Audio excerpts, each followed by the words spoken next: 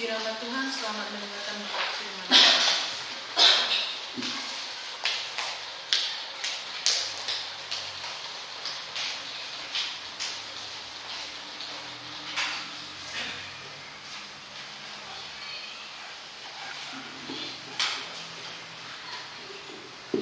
Haleluya, puji Tuhan. Shalom. Haleluya.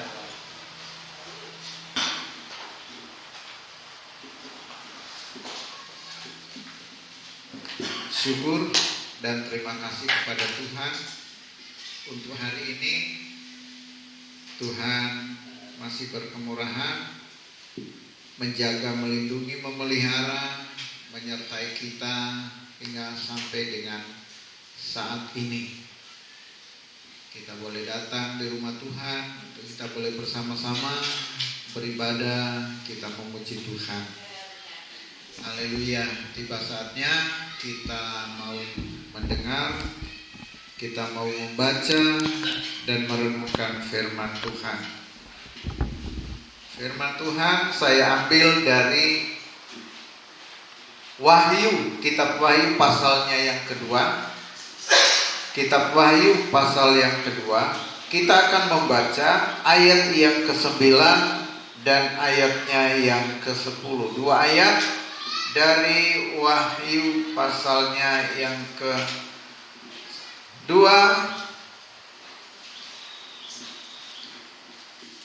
ayat 9 dan ayatnya yang ke-10. Kitab Wahyu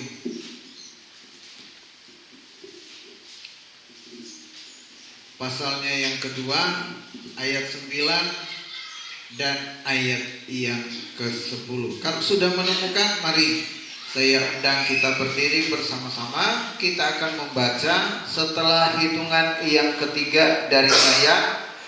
Kemudian kita akan membaca bersama-sama. Wahyu 2 ayat 9 dan ayat 10. Sudah menemukan? Ya, kita baca bersama-sama. 1, 2, 3. Aku tahu kesusahanmu dan kemiskinanmu, namun engkau kaya, dan fitnah mereka yang menyebut dirinya orang Yahudi, tetapi yang sebenarnya tidak demikian. Sebaliknya mereka adalah jemaah iblis. Jangan takut terhadap apa yang harus engkau derita. Sesungguhnya iblis akan melemparkan beberapa orang dari antaramu ke dalam penjara, supaya kamu dicobai dan kamu akan beroleh kesusahan selama 10 hari. Hendaklah engkau setia sampai mati, dan aku akan mengaruniakan kepadamu mahkota kehidupan. Amin. Haleluya, puji nama Tuhan. Bapak Ibu saudara-saudara yang dikasih oleh Tuhan. Di sini ya firman Tuhan berkata, aku tahu kesusahanmu dan kemiskinanmu. Bapak Ibu saudara yang dikasih oleh Tuhan, pastilah setiap orang ya tidak ada yang mau menderita. Ya.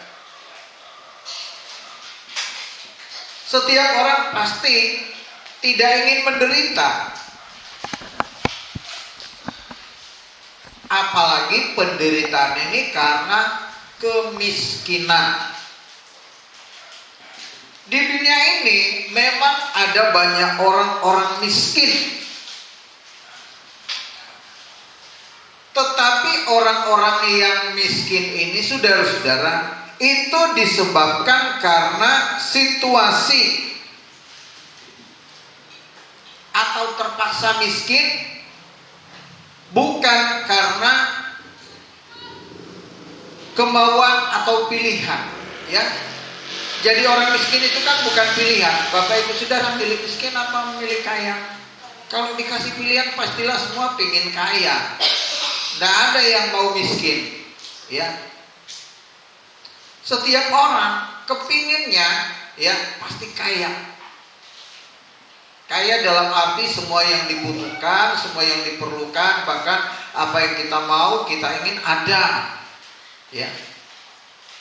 Tetapi banyak orang di dalam dunia ini ya tidak punya alias miskin, tidak mampu, yaitu karena situasi, karena keadaan, karena kondisi yang membuat orang tidak punya.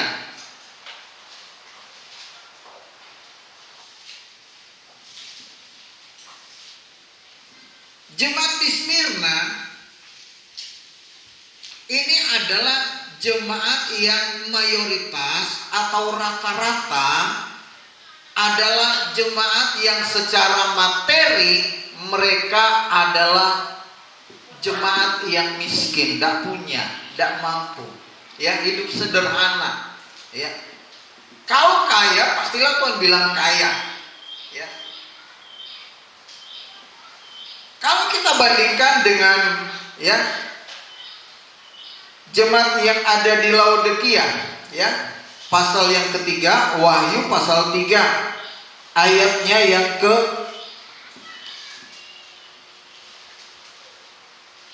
17 dikatakan, karena engkau berkata, aku kaya dan aku telah memperkayakan diriku dan aku tidak kekurangan apa-apa. Dan karena engkau tidak tahu bahwa engkau melarat dan malang, miskin, buta, dan telanjang. Saudara, jemaat Laodikia secara ekonomi, mereka adalah jemaat-jemaat yang rata-rata mampu, berada, punya.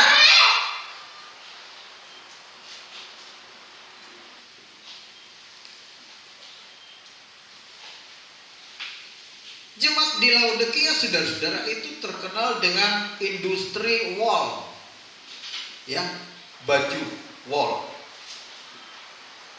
Karena mereka, saudara, di Laodikia itu ada peternakan, ya, kambing, domba, di mana bulunya diambil, ya, kemudian diolah menjadi benang wol. Lalu benang wol ini dijadikan berbagai macam industri. Jadi jemaat Laodikia itu jemaat secara ekonomi itu kaya-kaya. Sementara jemaat yang ada di Smyrna, mereka adalah jemaat yang sederhana, jemaat yang biasa.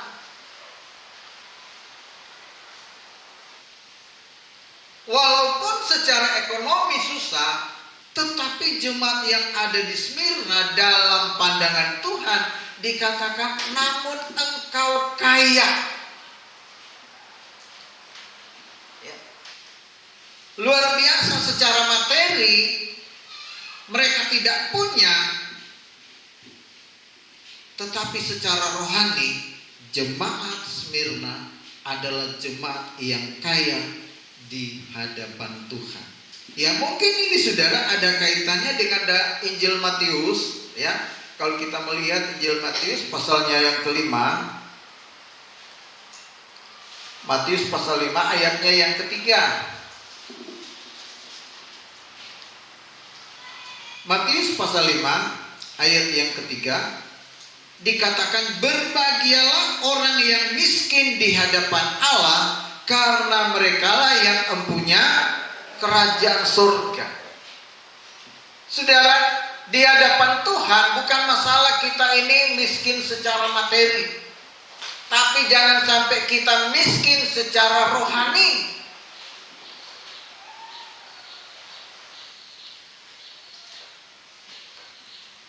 Itu sebabnya Tuhan Yesus mengajarkan murid-muridnya dalam Injil Matius pasal 5 ayat yang ketiga ini, berbahagialah orang yang miskin di hadapan Allah.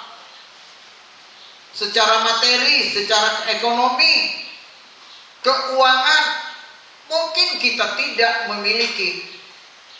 Tetapi perkara-perkara rohani, saudara, ini yang paling penting kita miliki dalam hidup kita. Bahkan ini melimpah, membuat kita kaya di hadapan Tuhan. Maka Tuhan berkata, berbahagialah, ya. Jadi walaupun kita dalam hidup sehari-hari, ya, secara ekonomi kita hidup sederhana, saudara jangan berkecil hati. Kita bisa berkecil hati kalau sudah miskin secara ekonomi, miskin secara materi, kemudian rohani juga tidak ada apa-apanya. Nah ini saudara, yang harus direnungkan, harus kita pikirkan dalam kehidupan kita. Apakah saya sudah kaya di hadapan Tuhan, kaya secara rohani, ataukah saya ini kaya cuma secara materi? Kalau kita secara materi kaya, Tuhan bilang engkau melarat, miskin, telanjang, buta, seperti jemaat Laodikia.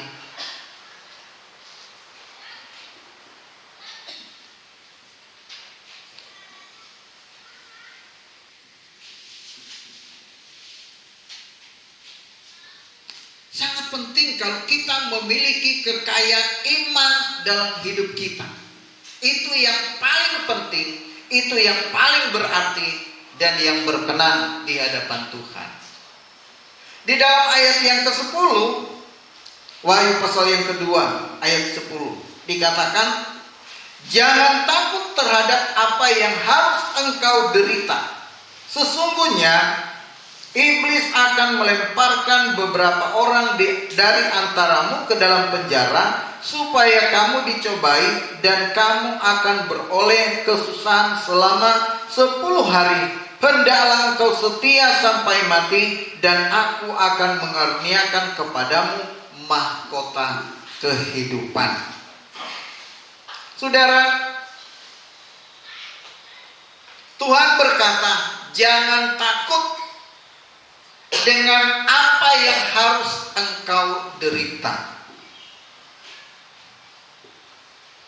Judul firman Tuhan, jangan takut dengan penderitaan. Tetapi banyak orang, saudara-saudara, tidak mau menderita. Kenapa? Karena takut. Ada banyak orang di dalam dunia ini, ya, takut menderita, terutama menderita di dalam Tuhan. Menderita karena keinginan Tuhan.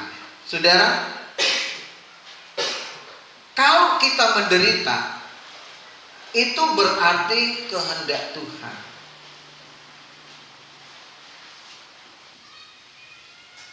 Oleh sebab itu Tuhan berkata, jangan takut dengan apa yang harus kita derita. Saudara, jangan takut.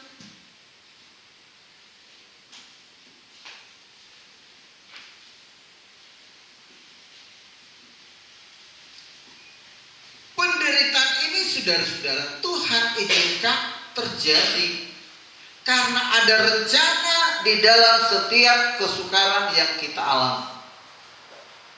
Setiap orang kalau diberi pilihan, pastilah memilih untuk tidak menderita.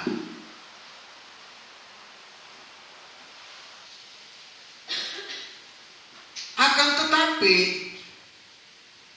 walaupun penderitaan itu bukan pilihan, lalu mengapa kita menderita? Karena mungkin dari sebagian kita, yang namanya penderitaan sudah menjadi bagian hidup sehari-hari. Gak usah diomongin, saya sudah menderita. Gak usah dibahas, saya sudah menderita.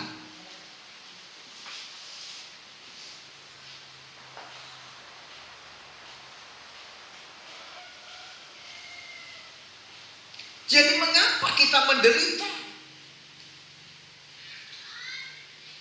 Mengapa Tuhan izinkan penderitaan terjadi di dalam hidup kita?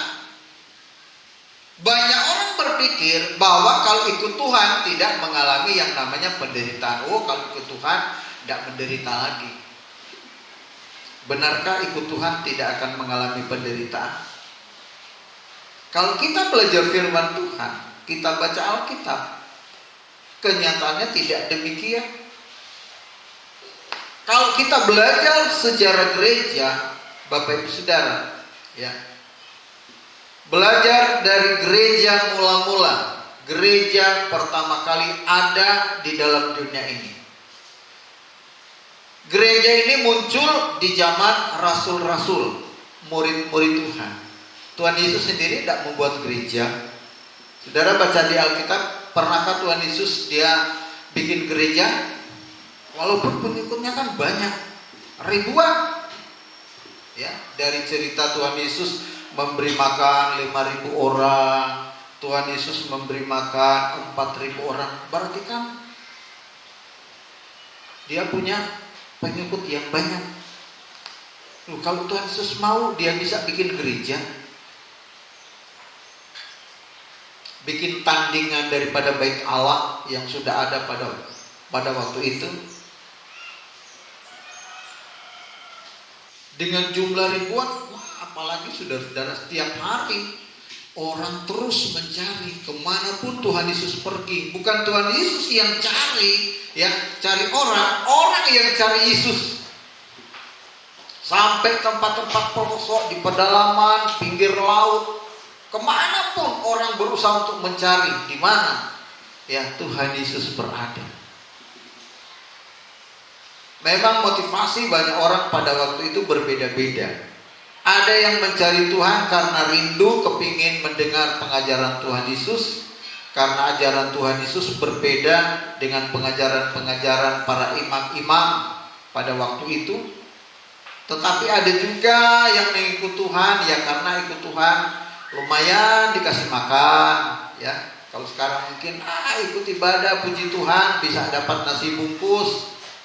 Atau habis ibadah, puji Tuhan ada makan bersama yang disiapkan, ya, oleh majelis-majelis atau mungkin pendeta yang mengadakan. Nah, saudara, motivasi manusia itu beda-beda. Ada yang senang dengan pengajaran, rindu mendengar ajaran dari Tuhan, tetapi ada juga yang karena urusan perut. Tapi yang jelas banyak orang mengikuti Yesus pada waktu itu. Nah, gereja zaman Tuhan Yesus belum ada. Murid-murid, rasul-rasul, terutama di zaman Rasul Paulus yang banyak membuka persekutuan. Tapi belum bentuk gereja. Masih persekutuan dari rumah ke rumah, dari satu tempat ke tempat yang lain, ya. Nanti ke sini baru mulai orang membangun gereja.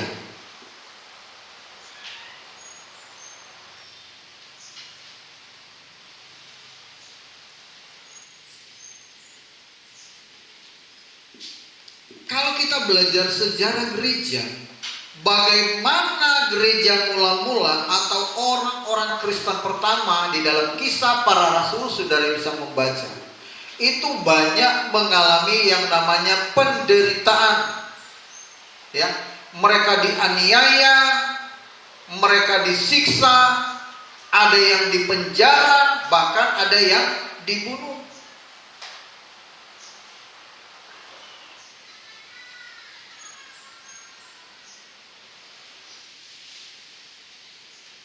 Gereja mengalami penderitaan yang parah pada zaman Kekaisaran Roma, ya. Ada beberapa kaisar yang menganiaya gereja, di antaranya, ya, mungkin saudara pernah mendengar, ya, kaisar yang bernama Nero. Kaisar Nero, kaisar yang paling kejam, ya. Untuk menyenangkan, ya, orang-orang Roma, Nero menangkap orang-orang Kristen, kemudian, ya, diadu dengan binatang-binatang buas, ya. Di mana di Italia, ya, di negara Roma, di sana ada yang sampai sekarang dikenal dengan sebuah kolosium, ya. Kolosium itu semacam gedung teater, ya. Gedung pertunjukan, selain gedung olahraga, ya, gedung pertunjukan seni. Di situ juga digunakan oleh para kaisar untuk menganiaya orang-orang Kristen, di mana orang-orang Kristen yang tidak mau menyangkal imannya ini diadu dengan binatang-binatang buas yang sengaja tidak diberi makan beberapa hari. Singa, harimau, ya, sengaja dikurung berapa hari tidak dikasih makan, lalu saudara diadu dengan orang-orang Kristen. Jadi Koloseum itu saudara, itu sudah banyak memakan korban. Oleh sebab itu sekarang tinggal gedung yang sudah hampir hancur, setengah hancur, ya. Sekarang sudah jadi setengah museum. Saudara kalau ke Italia, saudara bisa berkunjung ke sana, bisa melihat bangunan-bangunan yang memang dirancang sedemikian rupa, ya, untuk menjadi tempat pertunjukan yang disebut dengan gladiator, ya. Zaman sebelum, ya, orang Kristen diadu dengan binatang itu digunakan oleh para kaisar untuk mengadu antar manusia, ya. Kawanan-kawanan itu dipersenjatai dengan berbagai macam senjata, baik pedang, tombak, ya, pisau, untuk diadu. Kalau kepingin hidup, bunuh lawanmu. Lama kelamaan pertunjukan seperti itu sudah tidak menarik, lalu mulai diadu dengan binatang-binatang. Nah, orang-orang Kristen inilah yang banyak menjadi korban. Ya, namanya binatang tidak diberi makan beberapa hari, ketika mencium ada bau manusia, terkamlah, bunuh. Makanya gedungnya saudara tinggal kenangan, karena di situ udah banyak darah orang-orang Kristen, darah para martir. Gereja mengalami aniaya yang berat, besar.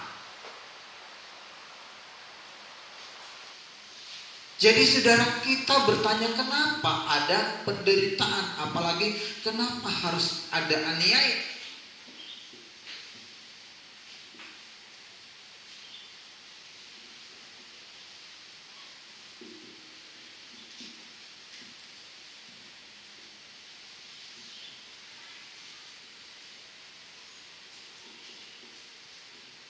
Jadi pertanyaan kenapa kita harus menderita? Yang pertama, penderitaan itu adalah karunia. Saudara tahu apa itu karunia? Apa artinya karunia?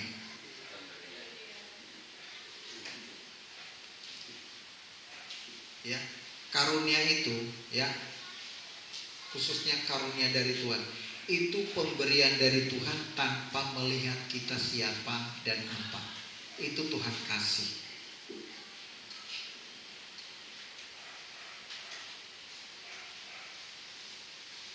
Karunia itu pemberian tanpa melihat, ya, tanpa kondisi. Biasanya orang memberi karena orang itu baik, ya, orang itu baik, kita kasih. Tapi Tuhan mengaruniakan tidak melihat kita baik apa tidak baik, karena memang pada dasarnya manusia itu tidak ada yang baik. Dalam surat Roma dikatakan apa? Tidak ada yang benar, seorang pun tidak. Tidak ada yang benar, tidak ada yang baik. Coba kita akan membaca di dalam Filipi pasal 1. Surat Filipi 1 ayatnya yang ke-29.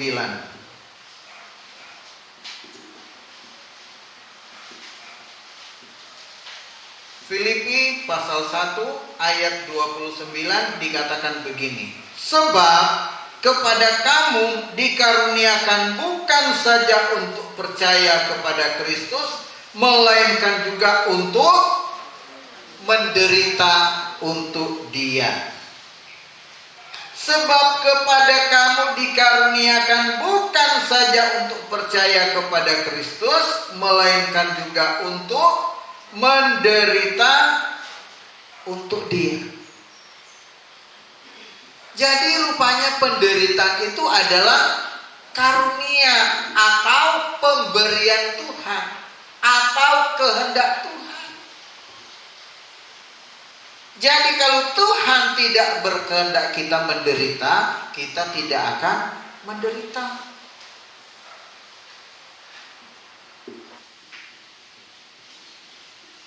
Satu Petrus pasal 2. 1 Petrus pasal 2 ayat 19 dan ayatnya yang ke-20. 1 Petrus pasal 2 ayat 19 dan 20.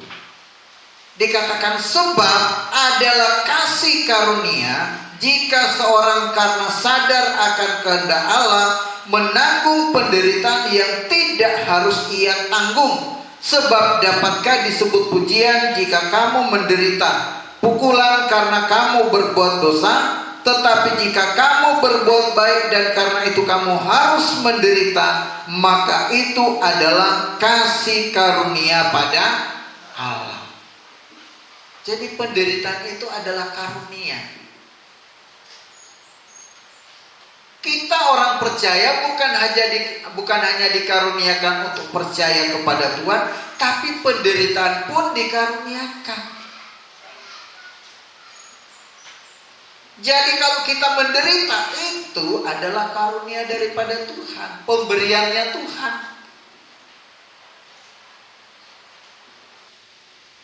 Jadi mengikut Tuhan tidak enak juga, memang. Mengikut Tuhan itu tidak enak, saudara-saudara. Orang Kristen harus sadar dan siap bahwa ikut Tuhan itu tidak enak, alias menderita. Jangan pikir ikut Tuhan enak.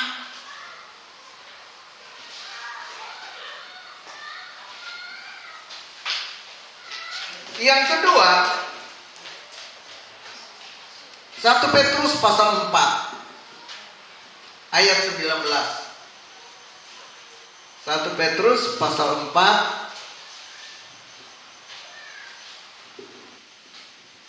ayat 19 dikatakan, karena itu baiklah juga mereka yang harus menderita karena kehendak Allah menyerahkan jiwanya dengan selalu berbuat baik kepada Pencipta yang setia. Karena itu baiklah juga mereka yang harus menderita. Kata harus, bukan akan, harus. Jadi penderitaan itu harus. Saudara dan saya harus siap, harus menderita karena kehendak Allah. Balik lagi kehendak Allah.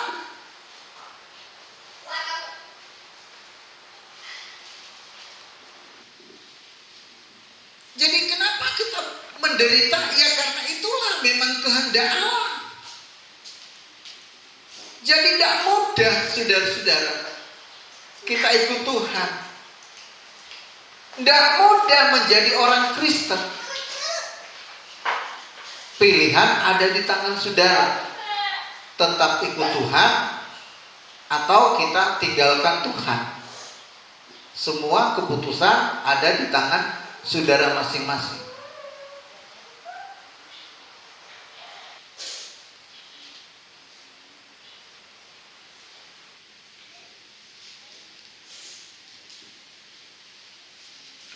Kita kembali lagi kepada Wahyu pasal 2 ayat 10.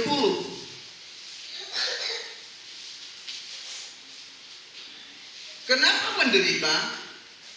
Ayat yang ke-10 dikatakan, jangan takut terhadap apa yang harus engkau derita. Sesungguhnya iblis akan melemparkan beberapa orang dari antaramu ke dalam penjara supaya kamu dicobai dan kamu akan beroleh kesusahan selama 10 hari.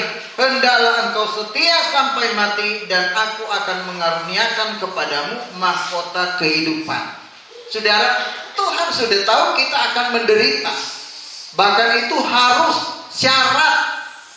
Kata harus berarti syarat. Tapi kita jangan lihat di menderitanya. Kita lihat cerita akhirnya, yaitu hendaklah engkau setia sampai mati dan aku akan mengaruniakan kepadamu mahkota kehidupan. Jadi saudara jangan takut dengan penderitaan, karena di balik penderitaan itu tersedia mahkota kehidupan. Tapi harus setia sampai mati. Loh, harus menderita sampai mati piye tuh? Ya, kapan enaknya? Enggak juga. Ya, ada saatnya kita bisa merasakan sukacita, sejahtera. Tapi penderitaan itu tetap harus ada, dan itu menjadi bagian kita, bagian hidup orang percaya. Ini tidak bisa kita tinggalkan. Kita mau cari yang enak saja, enggak. Penderitaan itu harus kita jalani, karena itu merupakan keharusan, karena kehendak Tuhan. Yang ketiga, dalam 2 Timotius pasal 2 Timotius pasalnya yang kedua, ayat yang ketiga. 2 Timotius pasalnya yang kedua, ayat yang ketiga, dikatakan begini. 2 Timotius pasal 2 ayat 3. Ikutlah menderita sebagai seorang prajurit yang baik dari Kristus Yesus. Ikutlah menderita sebagai seorang prajurit yang baik dari Kristus Yesus. Penderitaan ini panggilan.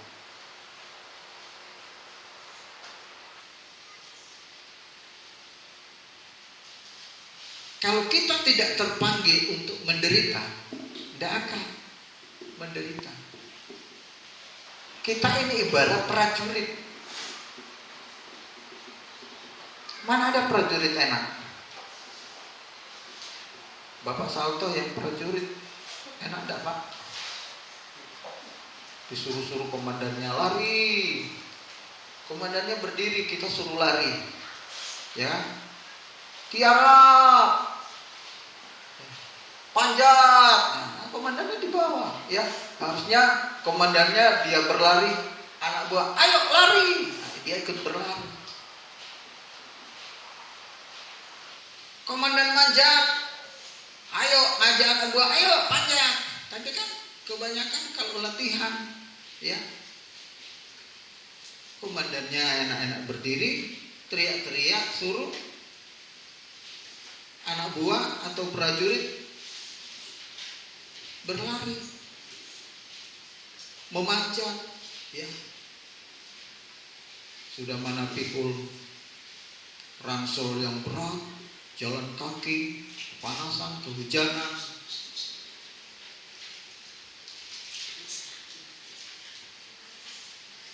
Sebagai prajurit yang baik harus siap menderita. Kalau prajurit itu tidak pernah mengalami penderitaan, bagaimana kalau ditempatkan di medan perang? Ya, sampai di medan perang menderita, pulang. Ngapa pulang? Gak enak menderita. Gimana ini prajuritnya? Ya, sudah. Gak mungkin. Prajurit itu memang dilatih untuk tahan banting, ya. Kadang-kadang kan kalau kita nonton di TV bagaimana ketika prajurit-prajurit itu dilatih ya, tengah malam ya, di hutan, tengah hutan ya, hujan kehujanan, harus siap. Ketika komandan datang nggak siap, biasanya diapain? Bapak satunya prajurit mungkin lebih tahu ya, kalau prajurit ketika komandan datang nggak siap ya, saat sedang tugas, wah, udah bukan rahasia lagi kan.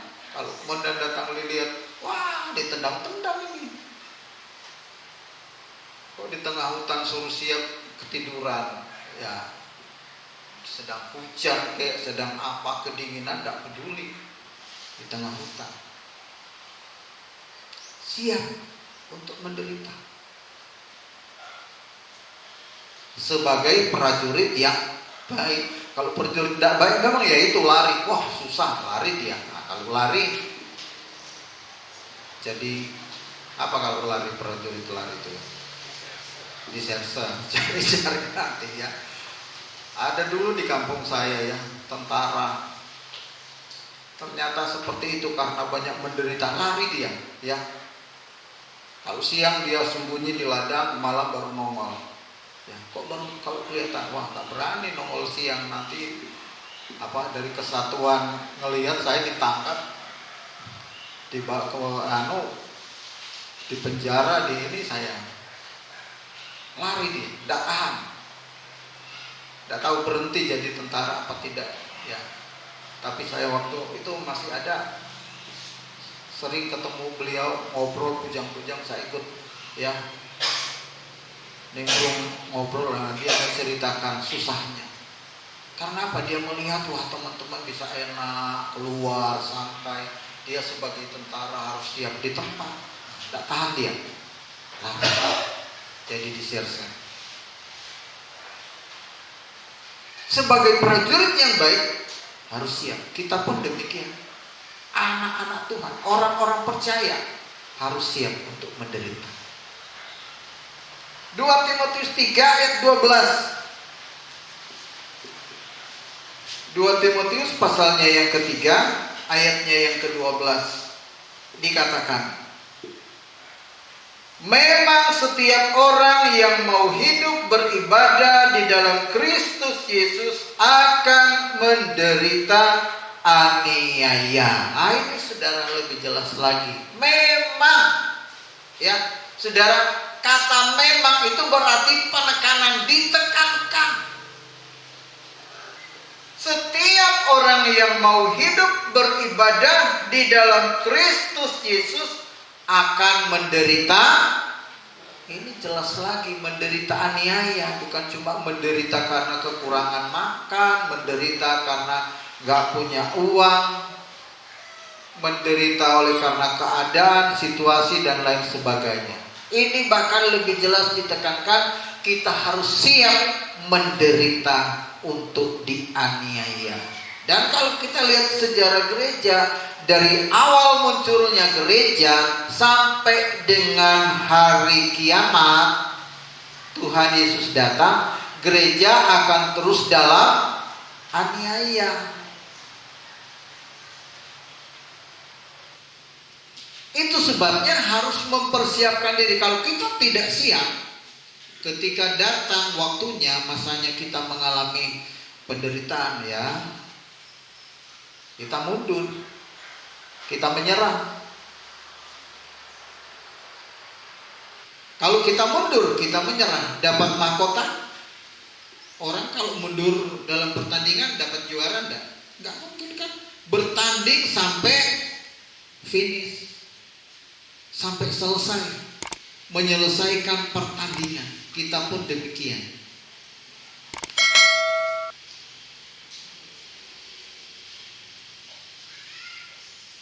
Setiap orang yang mau beribadah di dalam Kristus Yesus akan menderita. Ternyata jadi orang Kristen harus menderita. Kalau kita mau mempersiapkan diri kita, hati kita sedemikian rupa, sekalipun menghadapi penderitaan, itu tidak akan memisahkan kita dari kasih Kristus.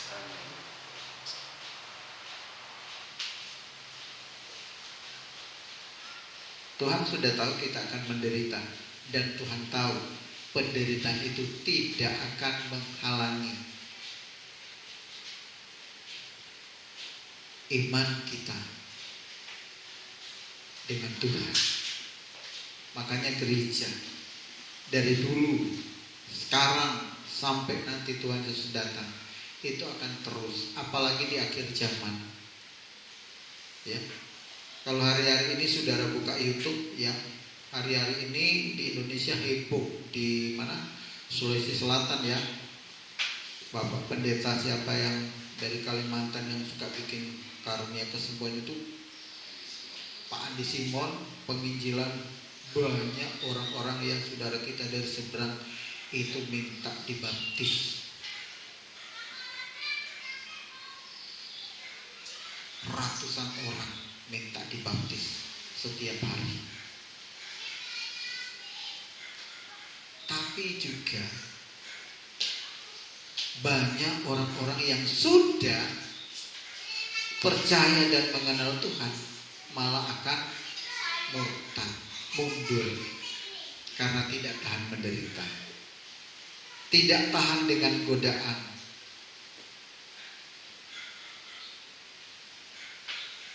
Oleh sebab itu, kita harus mempersiapkan diri. Kalau kita sudah siap, apapun yang terjadi di dalam hidup kita, itu tidak akan membuat iman kita goyah.